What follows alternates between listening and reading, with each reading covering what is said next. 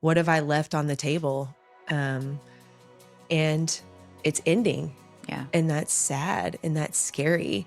And then I think too, we don't share what we find sad and scary with the people that are close to us because it's just easy to live our life surface level and not open those things up, act like everything's fine. But when we're keenly aware of our mortality, we've been told, or our age is up there, and the end is there. And it was, guys, like none of us are getting out of here alive. Well, then those weeks, months on hospice care could be the best of their entire life. I believe when pain is controlled, the end of life journey is just beautiful. And why, for the love of everything good in the world, would we let stress and overwhelm occupy those beautiful days that we have with our loved one? Hospice means home. It means life. Yeah, it means magnifying the beauty of deeper connections and relationships between people. Yeah. Now, that's often how simple it is to bring joy. So Yeah. hospice is joy because there's so much that we can do to wrap that person, that patient, in love and support and really make a difference for them. 6 months is a lot of life. Yeah. If those days are lived richly Yeah. and intentionally and in deep connection and relationship. What would change if you viewed hospice as support rather than surrender? Because when we think about families, you know, if my parent passes away and we have unsettled grievances, I live on with that. And who suffers the fact that I am living with that grief and that shame Person and that living guilt? still. My husband, Yeah. my Your children, children. and I pass that down to my children unknowingly.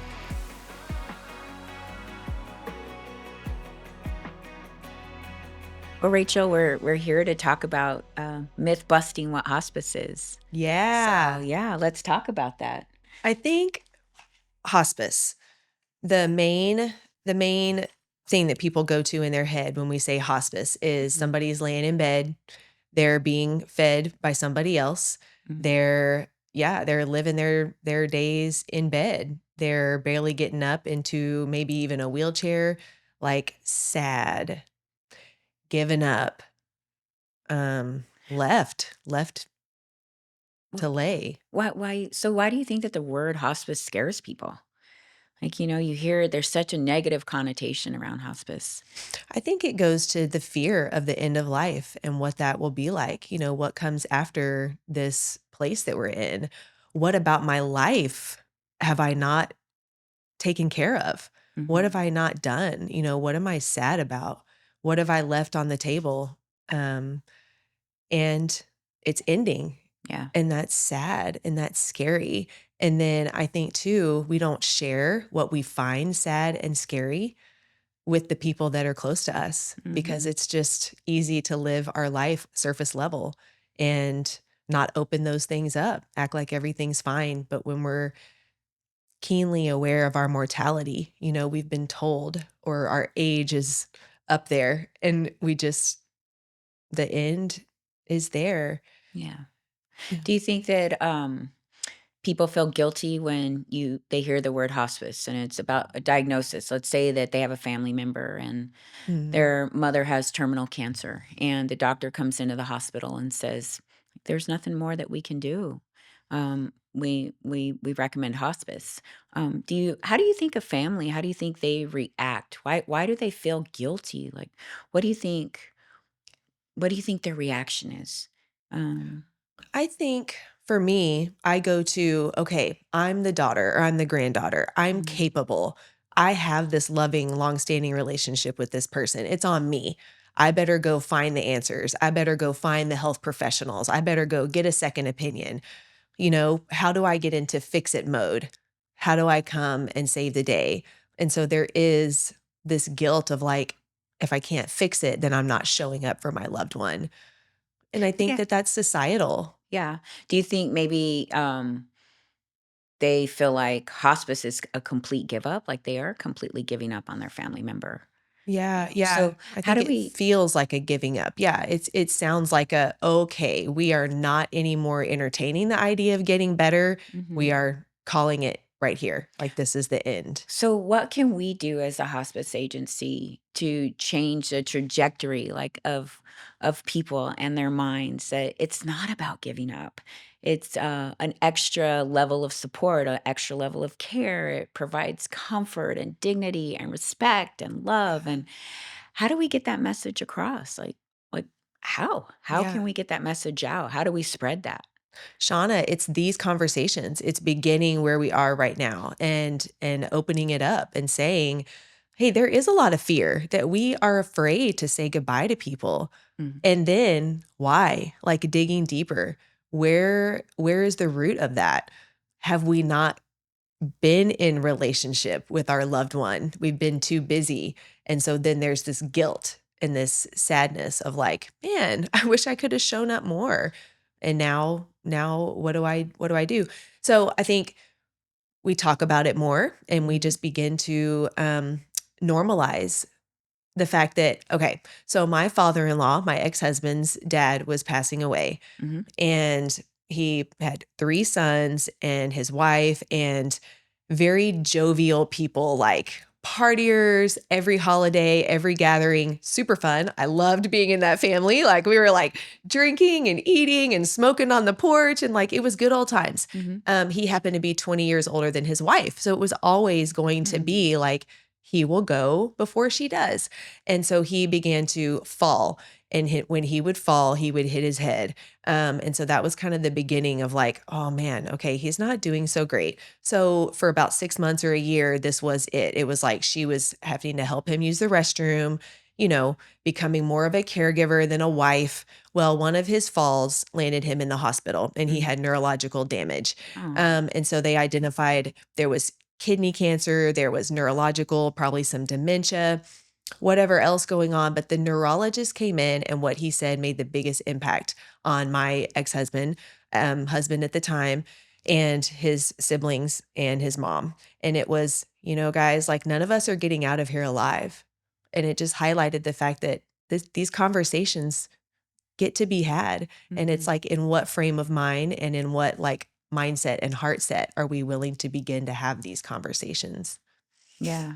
So I think we talk about it more just and open it up and So that's our goal yeah. is pure awareness. It's awareness, talking about what hospice actually provides. Yeah. A nurse, an RN visit, if it's not weekly, definitely weekly, but if it needs to be more of an occurrence, the CNAs that can come out and provide care, social worker and chaplain, and just access for all of that, not just for the patient, but for the family and the caregivers. Um, Yeah. So that's what I love about hospice care because I was in the home health business years ago.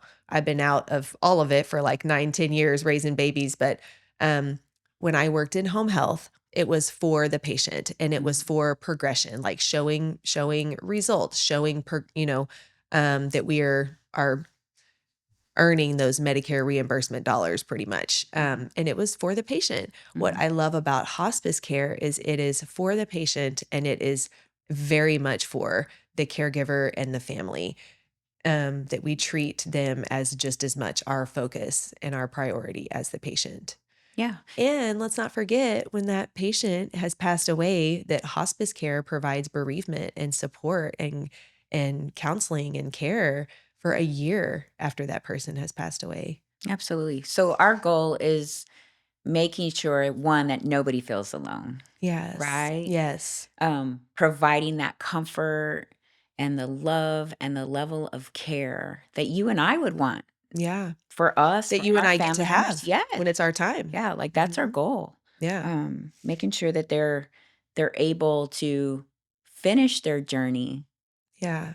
here on earth with dignity and with calm and with comfort and with love. And Shauna, how many people are waiting to die in their 40s, their 50s, their 60s? Like something has happened in Mhm. their life and it has broken them Mm, and sure. they are oppressed Mhm. and they are waiting for like the next shoe to drop. And so taking that and extending it, to somebody who is 90, 95, and is told like, hey, this is, by their physician, by their medical practitioner, whoever delivers that news, you need to start looking at hospice care and what that can provide. It doesn't mean death. It Right. doesn't mean the Right. end of something. It could literally be the wake up call that is like, hey, what else while you're here, while you have time? Who else do you get to talk to and reconnect with? I think like my granny, for example, like she hadn't spoken to her sister in decades, Mm-hmm. and they didn't get to have that reunification. That's a term that you and I use Yep. in our agency and a program and an approach. So we can get more into that. But she didn't get to have a reunification conversation with her sister, Doris. But she might have. And those are the conversations that we get to as a hospice team come in and be like, okay, so what are your needs? What is important to you? Yes, it looks like you're not doing things to get better and make your time here on earth, much longer, but where can we extract some joy and Mm-hmm. more peace? Yeah. And then where can we create healing where there has been brokenness? Absolutely. Because when that person leaves their family, people are still remaining in their Mhm. family here on earth. And so when we can create healing, well, what does that do for the people that are still in the family? I mean, it could change the trajectory of Well, those. stop generational curses too. Like, Yeah. could be huge. Yeah. Totally huge. Yeah. And Um, create that vision of unity and joy and yeah. love and peace and laughter in a family where there has been Mm-hmm. oppression and brokenness. And there again, it's something that it's painful to talk about. And when we come in and we start opening up these conversations and looking at that person in the eye and being like, we have time for you. We're Mm-hmm. here for you to talk about whatever it is that's on your mind and Right. heart in this moment. And then we can go to work on like, cool, here's your options. Here's some things that might really make a difference for you. Well, then those weeks, months on hospice care could be the best of their entire life because we Absolutely. intervened and Mhm. said, we will make a difference. Absolutely. So let's talk about a little bit more about the that hospice does not mean giving up. Like it does not Yeah. mean giving up. Yeah. And there's actually misconception because we've actually had patients that we've brought onto service and we had nursing visits, CNA visits, social worker, chaplain, all kind the services are Yes. all provided to them, right? Yeah. Medication management, Yeah. and they're no longer on hospice care. Like we physical therapy, whatever type of service that they needed at the time. Yeah. So there's a complete misconception too that yes, there might be a terminal diagnosis, but we don't know necessarily when somebody's time when they're going to pass. Yeah. We can just provide that care and that service. And the reality is some of them come off of hospice care Okay. because of the level of care. So, and I have seen how patients, there's many reasons why they might be in poor condition. I Hmm. think noncompliance with what Hmm. their physician has been ordering for them Hmm. for a long time. A Right. patient could be noncompliant. A patient could have a cardiologist that's prescribing things and then a neurologist that's prescribing things. And so, since in America, our healthcare system is so like siloed, I mean, electronic medical record systems are supposed to create some like, communication between specialties, but it doesn't always Talk. end up that way. Yeah. Right. So, I just know from my time of like visiting different clinics and I mean, like this specialist, this cardiologist, for example, he's got his clinic, he's rocking and rolling, he's doing his thing, his staff is doing their thing. And then there's the neurologist over here. So if somebody's pretty sick with multiple comorbidities, they got maybe a pulmonologist on the case. They got a general practitioner, but they're not talking. Hmm. So sometimes we get to the home as, the hospice order comes in and we're putting all that together and we're reconciling. We call it reconciling the medications, right? And we're going back to those doctors and being like, okay, so do they still really need this and this and this? Right. And our hospice physician, because let's be clear, like we have a hospice physician that's overseeing everything that we do as well, So it's so many layers once they get to us of like oversight and putting the puzzle pieces together in their home environment where they live, like where they're taking those meds or not. Right. And we get to do a full on like, okay, let's reboot, let's reset. And you're right. Sometimes for them, it's just that medication reconciliation and doing a home safety evaluation with like, okay, here's how you can move more safely throughout your home. Yeah. And then we get them zhuzhed up and a month or two in, usually it's more like 6 months. Yeah. And we're kind of like, okay, you're actually improving Mhm. because of these interventions. Right. You're right. Cause we're not God. We don't say how things are going to turn out. We meet them right where they are and We're come there up for with that a journey. plan for what's happening in the moment, Yeah. Um, which is super fun just to ride the to think wave and about it. Yeah, not it really. really is. Yeah, we have no say in the future. We just meet them where they are and hear their heart and what's most important to them. Yeah, I think what's neat about our agency too is that we don't think inside the box. Like we don't Mhm. live inside that box. And so Yeah. every patient is having a different journey. Every family has a different journey. And I think that there can be some misconceptions about that, that hospice is so cookie cutter. There's some misconceptions about morphine. Like Yeah. let's talk about that, like Yeah. medication. Some of those scary words to family is I don't want my family member on morphine because they associate morphine to death. And so Yeah. our goal is education and making sure that our families know that no, we are not going to hasten death. No. Absolutely not. Like that is not our goal. There's so many things that are coming to my mind right Yes. now. Like that story that you told me before I came on with y'all about the man and his daughters. Was it Oh his yeah. daughters that wanted him to be so healthy? Okay, so Mhm. this is a really good example of just like when the goal turns from get healthy, get better, to like, okay, I'm in my end days and I want to make the most of them. Mhm. Tell that story, Shauna, about the man and the So you know he which one. he just yeah, he just wanted chocolate. And that's where we came in. Which is so sweet. Yeah, he didn't want cacao, like 100% dark chocolate. He did not. He wanted some milk Yeah. chocolate with And these sugar. ladies were like, no, sugar is bad. Sugar is Yes. toxic. I want my dad to be healthy. He will only eat these whole foods. He will eat all these things that are good for him. Yeah, Such but they sweet wanted intention. oh, absolutely. Like, They wanted the best thing for yeah. their dad. Yeah, but they were And they were a bit and they had stuck there. hope. Yeah, they Yeah. had hope that his terminal diagnosis was not gonna lead to Mm. the end of his life. Yeah. And so they were trying everything healthy. They were trying everything holistic. And Cacao, God love cocoa him. nibs. Yes. He was like, Um no. I can't do this anymore. And so Yeah. social worker came in and talked to him directly to find out exactly what he wanted. And his daughters weren't hearing him. Yes, he could Exactly. say, I would just want milk chocolate. Hey, I that's want me. sugar. That's And me it a lot of wasn't, times. I get stuck in my ways and I'm like one track mind and you cannot deter yeah, me. I'm so full of hope that I'm my own yeah. worst enemy. But when the social worker came in and had that conversation with them together as a family unit, Yeah. they understood now. Like Yeah. they understood. There Yeah. was a different dynamic. Like we know dad's in his last days and we want him to have such a beautiful journey. What I'm And hearing is a new perspective yeah, that sometimes completely. families like, yeah, or we are so just like tunnel vision Yeah.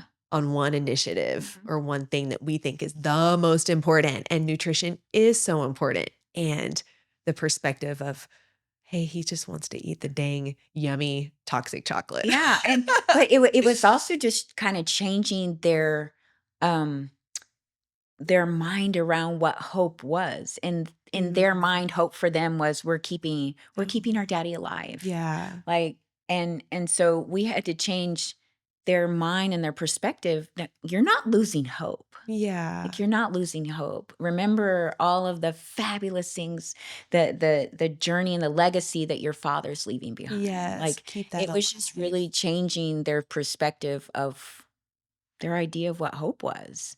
And Yeah. it ended up being such a beautiful thing, Right. a beautiful passing for him. So the reason my mind went there is like you said, the misconception about morphine. Mhm, And I would say even just pain management in general, mhm. because we don't know where people are coming from. Sometimes people have a religious, Yep. beliefs that they don't use medication at all. And hospice is very much about making somebody comfortable. Yeah.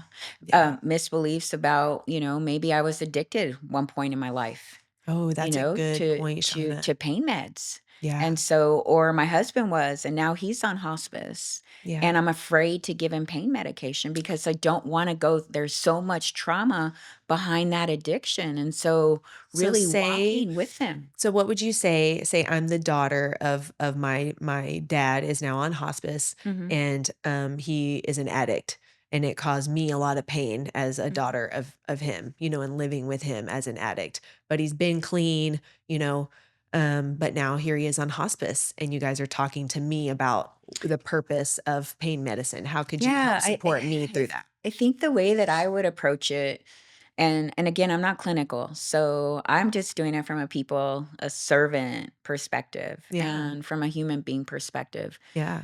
The way that would approach it would be is our goal is comfort care for your father.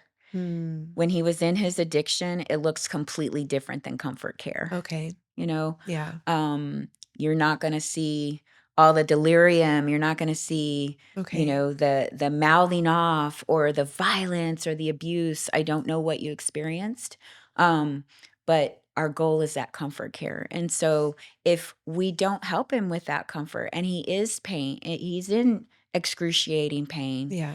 um, then his passing is going to be more painful for him, Yeah. and it won't be a beautiful passing, and so Okay. he's not gonna get back into that addiction. So Yeah. that would be the message is he would not Yeah. revert and go back into And addiction. I'm hearing We're medical oversight Yes, also. It's complete like, medical oversight, yeah. and because you're giving him morphine or you're giving him a pain medication because he's 100% in bed, and it is painful when you don't move your joints and your Oh, that's muscles, so true. and so Yeah, what can just we to do to sit and get help? my nails done for 2 hours makes my bottom hurt. Yeah, Yeah. yeah. Or laying on your back, I mean, constantly. So, Yeah. um, the just changing the trajectory and their mindset of what it looked like when he was in addiction. And you don't wanna go back to somebody's trauma, but it's changing it's truly just about the care. Yeah. And, yeah, he wouldn't revert back into his addiction.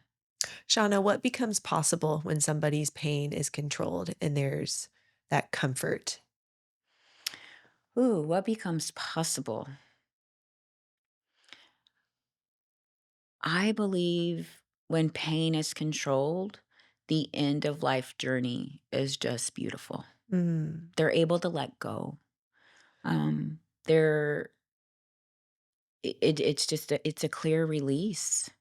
When you're fighting and you're in pain, and I think about a patient that we just recently brought on, and he passed already, and he was in so much pain and just battling, just it was excruciating. He was tense and Mm. constantly just moving around. Yeah. And as soon as pain management came in and medication came in, and we were able to talk with the family and his wife, and his wife was able to tell him, "It's okay, honey. Yeah. Go be with the Lord. So Like, sweet. I'm gonna be fine." Yeah. And the pain management kicked in. He passed within an hour. Yeah. He was able to release. So I've seen where that level of pain, it's excruciating Wow. Within an hour? within an hour.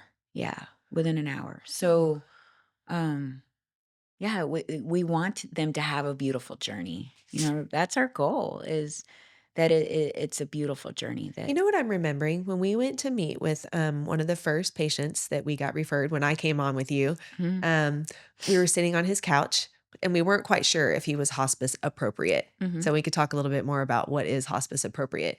But I'm remembering now he was on the couch and he was sitting back and then he was sitting up and he was not settling. mhm. And I remember you looking at him, and I wasn't keen to it at that time, but now I'm remembering. You said, "Are you in pain?" And I think that we don't realize that when we've been in pain chronically for so long, We're even in pain. Or that we're even in pain. Yeah, or Mhm. maybe our body just has been giving us that message for so long and they have been avoiding it or just ignoring it. And so oftentimes that's a blessing too of Yeah. getting to identify. Yeah. And Yes, I am in he didn't, pain. I yeah. didn't know there was any other option. Mhm. Like, Or he didn't think he was in pain. Like yeah. but you could see him fidgeting and making movements, and you could see it on his face. Mhm. I think too it might be more difficult for a man to admit that they're in pain, just Mm, because they have to, totally. they're that strong provider of the family, and um then that's where we come in, where we can have those conversations with them and let them know that this isn't taking away your masculinity, Yeah. like this isn't taking away your strength or you not being a provider for your family. Like we're here to help. Yeah, we're here to help. What might that look like when we do the initial meeting assessment with the patient to give them that permission to be honest about their level of pain? What might that conversation look like?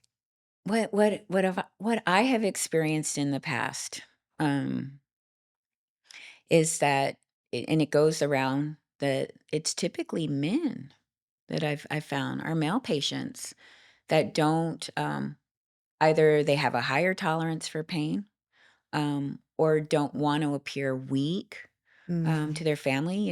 yeah. I think about my own dad. Yeah. You know, this rugged man that could be, sliced off his arm, and it's there bleeding, and you're like, "Dad, like, we gotta get you to the hospital." "Oh, no, no, it's okay, I'll be fine." "Well, we need to bandage that up." "No, no, I'll be fine." And so Oh, it's allowing them to, and it's not about weakness. mm, It's conveying to them that they're only human, yeah. they're human. Um, yeah. Yeah. Just thinking about that. So let's see. Um, do you think that behind different cultural backgrounds too, Hmm. that there's either a fear of death or a fear of hospice or um, a resilience to want to continue to take care of our loved one? And so how do we paint that picture for families? I think of um, a close friend and a boyfriend, that I've had. Yeah. And their family is so tight knit, and Yeah. they're a large family. And their goal is to never allow their parent or any of their family members to ever hit a nursing home or assisted living facility.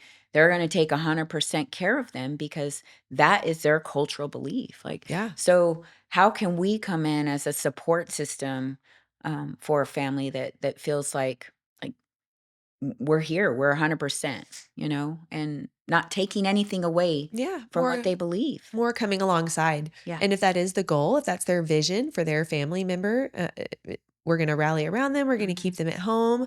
mhm. Perfect. That's what we do. The care that we deliver is in the home. Yeah. Talk about the blessing and the benefit of having a physician oversight, a nurse coming once a week to come alongside that family and unless they have medical eyes in the home. And even if they do have a loved one that's medical, it's different when it's your loved one. Oh, So to absolutely. have the medical professional with us, anchored by grace, that's coming in as part of the team once a week. Great. Mhm. She's looking good. Or, hey, I've noticed this wound popping up. Like, we're going to take care of that. Well, great. The family's aware. Everybody's aware. We won't pick her up by that part of her body, and move her because we know that there's some skin breakdown there. I mean, there's many different, reasons why to have the professional medical team there with the family. So both and like, yeah, let's rally around. What do you think the message needs to be, or around awareness to not wait to bring a family member onto hospice? That, one, we're not hasting Yeah. death. Don't be fearful about it. And just the emotional shock of diagnosis, and they hear the word hospice, like, Yeah. what can we do to help support them in that? I think as soon as family members begin to have questions, okay, what are we going to do when? Mhm. she can't get up and potty on her own. What are we going to do?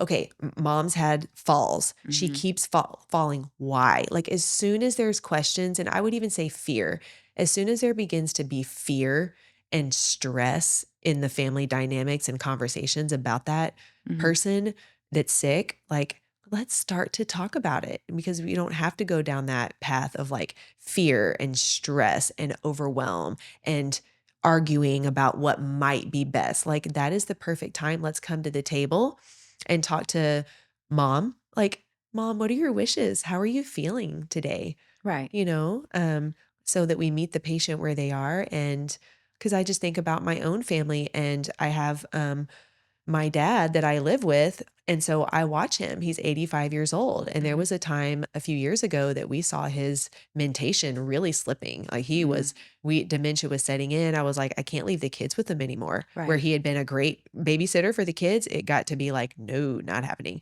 My mom got him into exercise and that has turned him completely around. Like they go to the senior Really? center a few times a week. It has completely turned his mentation around. And we've had really good years, but I'm watching, if he begins to shuffle, if he begins to Mhm. have trips and falls, if he Mhm. goes down, if he's hospitalized, if he's having more urinary tract infections because he's like doesn't like to drink the water for Mhm. whatever reason. People as they get older don't love to drink the water. But as soon as, my husband and I start to have conversations with like, oh, I'm sad, I'm scared, I'm like waiting on the other shoe to drop. Those kinds of conversations are happening among the family. Bring in the professional team Right. for the assessment, for the evaluation. Ask your physician for an order, to go to have a team come in like us and sit and have those conversations. It all boils down to communication Right. because what we're putting off is just we know in our head it's there and that we're avoiding it and Mhm. it makes everything more stressed and strained. And why, for the love of everything good in the world, would we let stress and overwhelm occupy those beautiful days that we have with our loved one? To Sure. me, that's just the goal is to magnify the beauty and the connection and the healing that can be happening. So instead of being stubborn and like waiting for the other shoe to drop when those signs are there and we know in our spirit that they're going downhill, for lack of a Mhm. better word, let's call in the professional team Right. Right. and we'll Don't wait. advise. And there's plenty of times, Shauna, that we go out and they're not quite They're not hospice ready. appropriate. Mhm. So that would be probably the next thing that we can dig into is like what does somebody who's hospice appropriate Look look like. like? And what Yeah. are the signs to start looking for? Yeah. Yeah. Um, so what do you think hospice actually means in like practical terms for patients and families? Hospice means home. Mhm. It means life. Mhm. Yeah. It means magnifying the beauty of deeper connections and relationships between people. Yeah. Yeah. Um, there has to be an opening up of a new possibility and a new opportunity to even receive hospice. Mhm. It's just an added level of care, they don't Yeah. have to go to doctor's appointments anymore. All of the care is provided in home. Yeah. And I think what makes us stand apart is we know we can't do it by ourselves as an agency. So we partner Yeah. with other companies and organizations to make sure that their level of care and that continuity of care Yeah. is all taken care of. So they don't have to you know, find a podiatrist. There's an in-home podiatrist that can come to them, an Yeah. in-home dentist that will come to them if they are having pain in their mouth. Yeah. Um, I was a respiratory therapist as my first career out of mhm, college. Yeah, and I would be in the ICU and I would have plenty of people on ventilators. Say it was an 8-bed ICU and 6 of them were on ventilators. Most of mhm, my mid-morning after giving them their breathing treatments and suctioning out their lungs and getting them all set, I would go around and do oral care.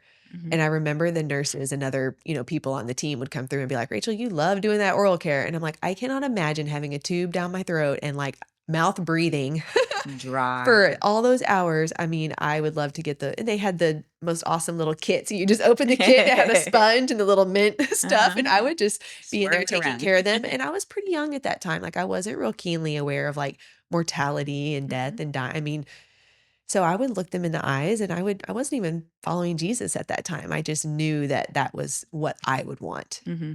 And And just because they're and on, so that dental care, like, yeah, yeah, that speaks yeah. to me. Just because they're on hospice doesn't mean that all that goes out the door, Oh my Like, gosh. we have Totally. hairstylists that go out to patients' homes and cut their Yeah. hair for them, Yeah. and So trim their maybe nails, all different kinds of providers, and because that's our yeah. goal is to provide that treatment in home, so it's less burdensome on the family to have to take them to all these different appointments. I'm picturing somebody laying in a bed in hospice, like when you talk about what the concept, misconception. Mhm, When they're on hospice, they're on their own. People have turned their back on them, mhm. giving up, I think that's the scary misconception. And what it truly is more people who They're have loving. skills and who have a Absolutely. heart and Mhm, compassion opening up and moving toward them mhm. and really serving them. Yeah. Like, not helping because they're lower than, not fixing because they're broken, but like, how can I serve you in Mhm. this moment? Right. What do you need? What do you want? Because, like, there's part of what we do that's just about, what do you want? Chocolate? Let's go. Right. Let's get your Right. daughters on the same page. We have one patient, he loves coconut cream pie, so every time I go visit him, I'm taking a slice of coconut cream Yeah. pie. What Yeah. would your thing be? What would your last favorite yummy Ooh. be? I love anything sweet, so it doesn't matter. Not Yeah. necessarily chocolate. Chocolate with peanut butter. What is your mom? Okay, so like Um, what does your mom make that you had growing up that you would want to have? oh, my grandma, my nana used to make this. It was called Mississippi mud pie, and it Ooh, was this ooey gooey chocolate cake with, oh my I word, am and my familiar. mom It's would got make like a it. mocha kinda Oh, coffee-ish it's thing, right? oh god. And like cookie That crumble? would be my thing, absolutely. Yummy. Yeah, Ooey gooey. You yeah, had me at yeah. ooey gooey. Anything ooey gooey. And I'm a Um, chocolate peanut butter girl too. yeah. Mhm. I think that that's what's neat too about our agency. So we had a patient, and he was bedbound, bedridden, and, he said, I wanna get out of bed and have lunch or dinner at the dining room table just one more time, Yeah. with my wife." Yeah. And, the team was it makes me so excited, and my heart is so filled that, they called and said, "We wanna cut his hair. We bought Oh. him a brand new outfit. We're The gonna go team bathe did? him." The team did. "We're gonna go bathe him." Who did? The nurse and the The CNA? the nurse and the CNA, and, but we need your help because 'cause we're gonna need to get him out of the bed and put him in a wheelchair, but we're gonna have to carry him because there's the doorway would not fit a wheelchair, Okay. Yeah. and so we were gonna have to carry him Yeah. to the wheelchair and then get him to the dining room table, Yeah. and it happened to be on Valentine's Day, and I said, "Okay, well, we're gonna bring lunch, we're gonna find out what they want, their favorite restaurant, because he hadn't been out of the house for Yeah. years." So fun. And, went and bought his wife some roses, and we took some lipstick and put it around his lips because he couldn't write anymore, put it on his lips and made him kiss the card because Yeah, that was from that was the him. signature. Yeah, that was his signature. Of course, we wiped it off very quickly. Of course. But put him in that wheelchair. I still remember that moment for that family, for that husband and wife, and he was in tears. They were both in tears. Our team was in tears, and, let him stay out for a couple hours. Yeah. Yeah, that's what we do different. It's about the person, it's about the human being, and, You doesn't it's not a negative thing. It's a no. powerful thing. It's a beautiful thing. Hospice is a beautiful thing. And what you just said is it's a simple, gesture. It wasn't hard. It took some No. steps and some doing, Yeah. um, but just to give them the opportunity, not just, but like to give Mhm. that couple the opportunity to have another date, Mhm. that's something that we all take for granted. Yeah. Now, that's often how simple it is to bring joy. So Yeah. hospice is joy. Yeah. And it's not just about what we can do for our patients or for our families. It's the service that also comes back to us. Like Yes. what they did, I don't think you realize that in the service industry, period, or any kind of industry. But I think what I can take away from providing hospice care is, yes, we're doing this for our patients, we're doing this for their family, but what they give to us is beyond tenfold. Like Yeah. what they give to our team is Yeah. beyond tenfold. And so it's just the whole experience is beautiful for everybody involved. Yeah. Yeah. I totally agree. What type of nurse do you find makes the best hospice nurse? Because not everybody's built for hospice. No, no, not everybody is. Compassion. I think anybody in this industry, anybody on our team, compassion is key. Yeah. Like a good listener, Mm. um, somebody that goes above and beyond. Yeah. You know, our nurses, our CNAs do things out of their own pocket. Yeah. Like our team does things out of their own pocket. They don't tell me. Yeah. They don't turn in an expense report, but I know that they do. So Yeah. it's that heart. That's what makes a good nurse, what makes a good chaplain, what makes a good social worker. Like it's the heart. It's Yeah. them understanding that they're spreading love, they're spreading joy. And yes, they're there to do things clinically. Absolutely. Right. Um and and they're there to be for the family education, whatever they need to help walk caregivers through and explain medication and things as such. But it's Yeah. about heart. And I think that that's what holds us different, and not taking away from other hospice companies, but Right. I can speak about our team, Right. right? And our team has heart. To Yeah. me, we have curiosity also. Mhm. Like if there's a question We're gonna that find it. that comes up as they're meeting with a patient, yeah, they're Yeah. gonna ask. And when we don't know all the answers, none of us know all the answers, Nope. but we're definitely gonna dig and try to find an answer. And if we don't have a solution, we will dig to find that solution. And I think that's what sets our team apart Yeah. is we're gonna try to find a solution. We Yeah. will. We'll be there throughout that journey with you to help find a solution. 'Cause that's our intention. Yeah. That's our vision for what we're up to. Yeah. I'm gonna make a difference for this human that's right in front of me. That's the Yeah. intention. So they don't have to tell their story over and over. How many times is it I think about it just personally, going to a doctor. Mhm. You stated that earlier. You go to a cardiologist, go to a urologist, you go to the oncologist, you go to hospital, and none of those electronic medical record systems are talking to each other. Yeah. We're all in our separate silos. And Yeah. so um, what's neat about this is that they don't have to tell their story anymore. Yeah. Like they don't have to worry about that. Yeah. And we're their voice for them. We're their advocate for them. Yeah. No matter what their need is or their want is. Like Yeah. like we're their voice. And so that full circle of continuity of care, they're not going to have to go to a physical therapist team or physical therapist to tell their story again. No, we've already painted that whole picture for them. Right on. Like we've given them everything that they need to know about this patient. The same with a podiatrist, or even the same about with a hairstylist or somebody coming out to Mhm. to trim their hair. Yeah. Like we're gonna paint that full picture. Yeah. So yeah. uh, It's about them, right? And I've seen, yeah, I think we feel the difference. There are some hospice companies that, there's over 750 hospice agencies registered in our county. So there's many, many, many, mhm, and there's different intentions, there's different goals, sure. and it can be a box checking kind of a thing. And We so, know we're not box checking. no, no, We know we don't box check. humble, We people check, I think. We humble love check. servants. Yeah, Yeah, absolutely. It's about humility. yeah. Um, so I just have a list of myths here. So I'm just gonna spout them out to you. So Okay.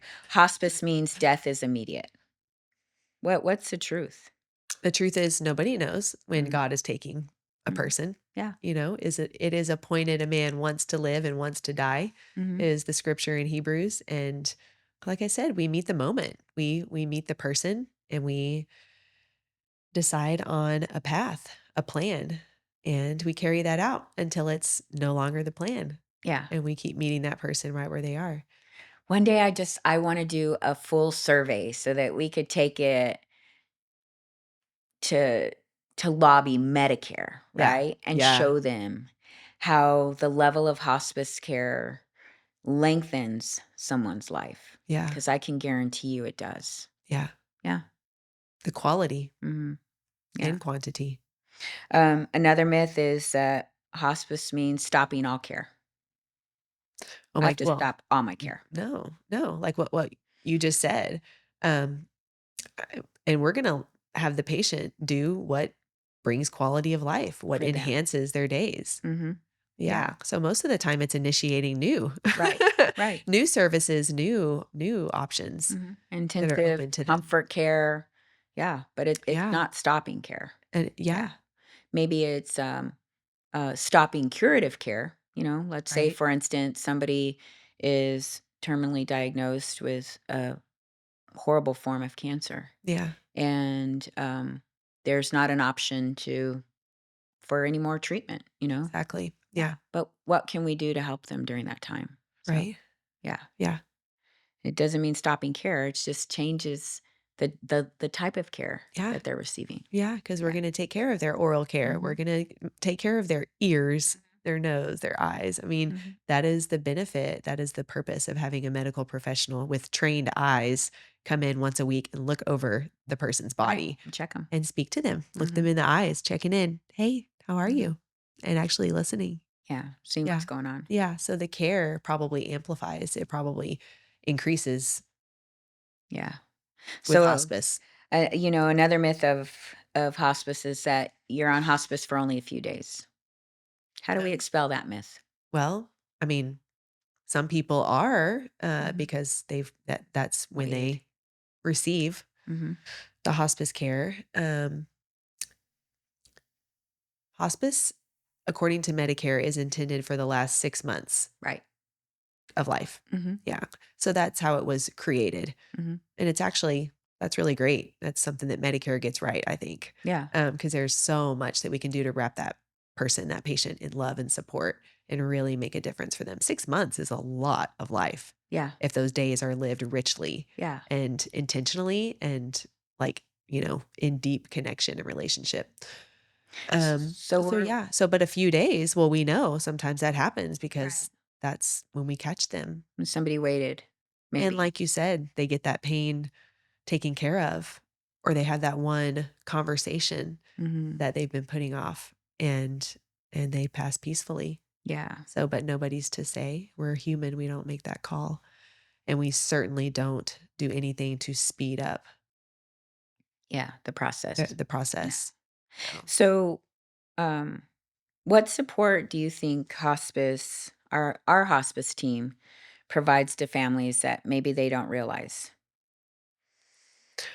I think the opportunity to answer their questions, and to ask them questions that they haven't even considered. Mhm. So to Yeah. pose questions that are leading and that are opening up topics that they maybe don't even know they should be talking about Yeah. and deciding before patient has passed. Like, I think about, how our medical social worker can come in, Oh my gosh. right? Yeah. Like, maybe they're having conversations they don't really wanna talk about funeral planning Yeah. or funeral arrangements Yeah. or medical power of attorney over their loved one or financial power of attorney or advanced directives Yeah. or a DNR, a do not resuscitate. Like, those conversations can Yeah. can can be guided by a medical social worker and could be eased into and help a family member Or go filling through. out applications for other programs that are available, Yeah, like like Medicaid. transportation Mhm. or Medicaid to get a hourly provider. Yeah, yeah. Yeah. What to do with the home, with the property, with the real estate. Mhm. Medical social worker can be so instrumental in just guiding to other resources Yeah, so that really, those things are being handled. yeah. That way, when the patient passes and then we're grieving and, want to focus on gathering as a family, celebrating their life, that's Right, not when we're like, boom, okay, right. what What are we now? gonna do? Yeah, Yeah. we never want to hear somebody say, "They're gone. Yeah. What now?" Yeah. No, we've opened all of that up and we've handled that. Mhm. And now you just be you, in your process of celebrating all you've had together. Yeah. I think about this medical social worker too, providing those emotional, yeah, Psychosocial. psychosocial support, Oh, yes.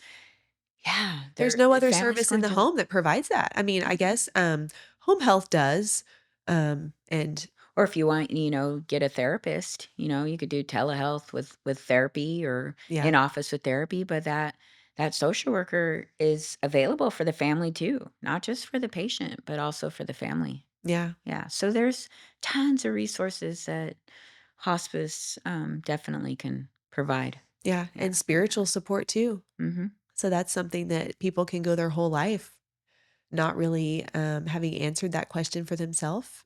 Where did I come from? Why am I here? Where am I going? Mhm. And so we have a chaplain as part of our care team Yeah. that can open up those conversations, not gear anybody toward any religious belief system, um, but answer questions and guide and step into those conversations. Yeah, I think about also just helping families and even patients just having relief. Yeah. Like, what does relief mean? You know, being able to allow them to breathe and not feel guilty about a decision that they're making, a medical decision. And not to feel alone, Yeah.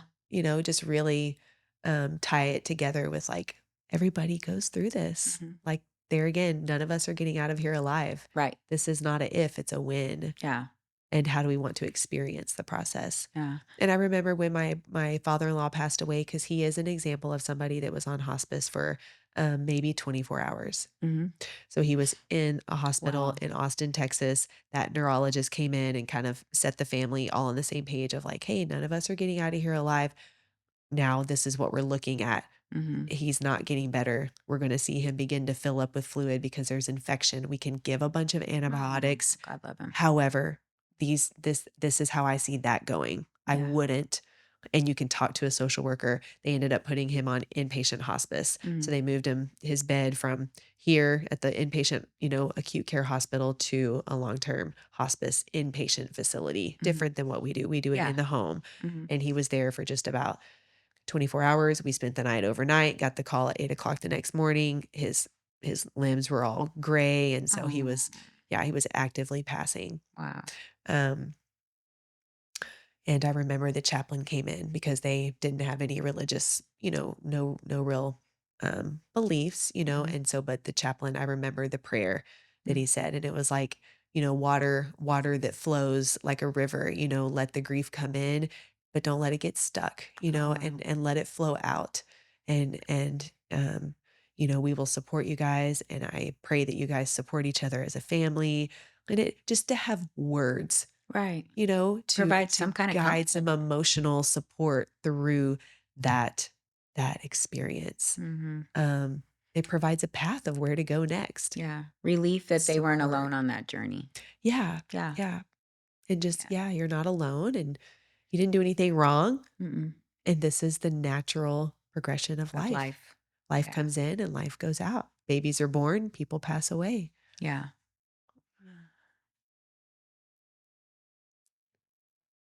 Let's see. What would you what would change if you viewed hospice as support rather than surrender? What could change for somebody if they see hospice now as a support and not surrendering, like not giving up? We're not giving up. What could change for them? What would change for families? Honesty, Mhm. yeah, an opportunity to be honest Yeah. about the fears, Yeah. which is healing, which makes a way for a family to stay connected Mhm. instead of divided and stressed and tense. 'Cause it can be. I mean, that's the reality of end of life is that their family dynamics can be very strained, you know? And just different personalities. Mhm. Families encapsulate lots of different personalities, Absolutely. lots of different energies. Lots of And when history. we're stressed and we're scared because our loved one is not going to be here much longer, and we're like, it's in our face, Yeah. I may handle something one way and have a personality of just like, here's what I think, here's what we should do. And somebody else may be, the quieter, but we're all going through, that fear. Mhm. And so if we view hospice as support and we lean on the hospice team to help us through the questions that we have, how might that look different for the family dynamics? Because all I remember is in home health and in hospice, we would have our interdisciplinary teams every week with all of our Right. professionals coming to the table discussing every patient we have on service. How much longer do we see them being on service? When might they discharge? What's the next steps with them? Doctor would sign off on everything we were doing. And in those conversations, it was always daughter's this way, son-in-law's that way. Yeah. Husband wants this, daughter doesn't want that, arguing, family dynamics, family dynamics, family dynamics. And family dynamics was never in a positive, that was not a positive term. It was a eye roll. Yeah. Hopefully we can take care of this patient without family dynamics Yeah. being a hindrance. But I see if we're viewing hospice as support, that totally looks different. Yeah. It's a leaning into, it's an honest, productive Yeah. coming together of the family. And there, no matter what, there's always going to be family dynamics. Yeah. It's never going to go away. Yeah. But with a Yeah. chaplain present, with a social worker present, Mhm. I mean, they're just skilled people that are Can help. non-biased to create, to create an opportunity for an open, honest conversation. Yeah. You mentioned earlier about reconnecting, you Mhm. know, um, and that's a beautiful thing too. It's a peaceful thing. Yeah. Um, Reunification. Reunification. Yeah, Yeah. connecting somebody with maybe a family member they haven't spoken to, or maybe they burnt bridges and, talk about family dynamics there. Just the entire experience for them has been negative for them and their loved ones. And so, Yeah. what do we provide as a hospice, in reunifying families with their loved one? What we do is we look at the patient, and when we first meet with them, um, we are asking them, is there anything unsettled in your life? Do you have Mhm. any unfinished business? Mhm. And it's usually met with like a, you know, uh, taken aback. A lot of times, that pride, why the falling out happened Mhm. has been there for so long. And I would say we press in on that when we see that reaction. We're like, tell me a little bit about that. Right, we peel away that onion. Compassion, Right? It curiosity, takes us time sometimes too. knowing that most of us do have broken relationships. So we're Oh, almost coming from that place of like, um, a mirror. a mirror. Yeah, Yeah. Yeah. If a it's in mirror. you, it's in me. We're Yeah. all interconnected. And we, that is how we are with people. We get prideful, we have a falling out, and I can go get busy in my life and live many years without Mhm. acknowledging that you're in my family because you made me mad, Right. ticked me off, you hurt me. Mhm. Well, we know nobody's perfect, so we get hurt and we hurt. So just coming from that place of human compassion and understanding, like, is there a new possibility in this relationship? And knowing that if that doesn't get healed and if there's not that reunification coming together, and it doesn't mean we have to reunify and do life together. It just No. means, can we open it up and settle it, Yeah, settle it so that there come could to be an some understanding? positive closure, some peaceful closure. Yeah. Because when we think about families, you know, if my parent passes away and we have unsettled Mhm. grievances, I live on with that. And Mhm. who suffers the fact that I am living with that grief and that The shame and person that living guilt? still. My husband, Yeah. my Your children, children. and I pass that down to my children unknowingly. Mhm. Oftentimes it's I'm not even conscious to it. So it's deep. What we do is so much deeper than just hospice, than just a medical team keeping them comfortable with pain meds and weekly nursing visits. Right. And I think that's the value that we get to talk about here is, it's always deeper. Mhm. It's always Yeah. deeper. And there's always a possibility for more life. Mhm. Like, yeah, even if they're in their final hours. yeah, let's go. We're not afraid because we don't know how many hours you have. So we're going to just show up and Love get on you, and serve you, love on you. provide. Yeah. Yeah. It's almost, I think about support, think Mhm. about, we're going to hold you high, Yep. that you have every opportunity to handle everything. Like you still get to have such purpose in your life Mhm. because you're a human being. Yeah. Yeah. So, how can somebody get in contact with us?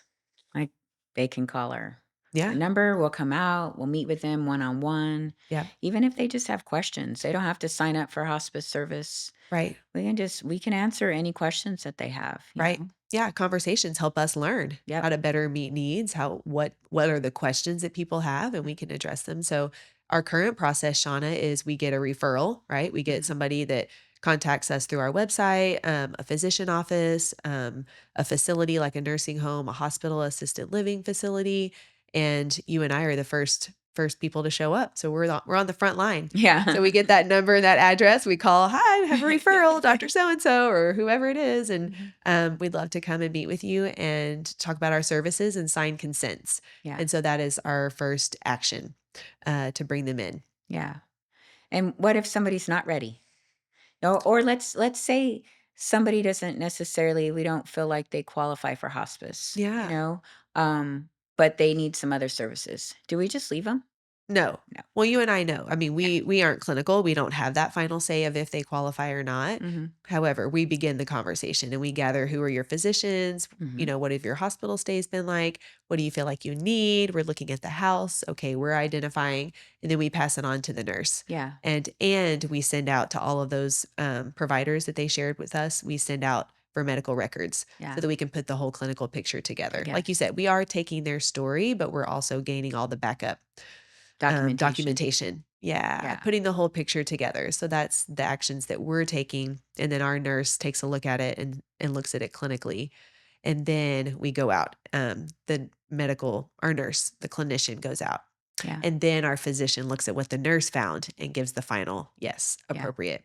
So a physician refers, and then you and I go have that initial, and then And it doesn't nurse and then necessarily doctor. Yeah, and it doesn't necessarily have to be a physician referral. It could be a family member that has identified all of these occurrences that Yeah, are so happening, true. and we can talk Yeah. about that in another episode, but, Absolutely, yeah, they can um self-refer, and yeah, we there's still full self-referral. They yeah, have questions about hospices, and just because they don't qualify immediately for hospice too, our agency doesn't leave them. yeah, Like, yeah, maybe they have other questions of, "How can I qualify for Medicaid?" Or maybe they're not of Medicare age yet, yeah, How can we help them get, send in a Medicare application? Or maybe there's questions about Social Security benefits. Like, yeah, there's so many different things that we can help guide, and when it is time and they are hospice appropriate, we will continue to walk alongside them. So, yeah, just because they're not, we're here to answer any type of questions, any kind of medical questions that they might have.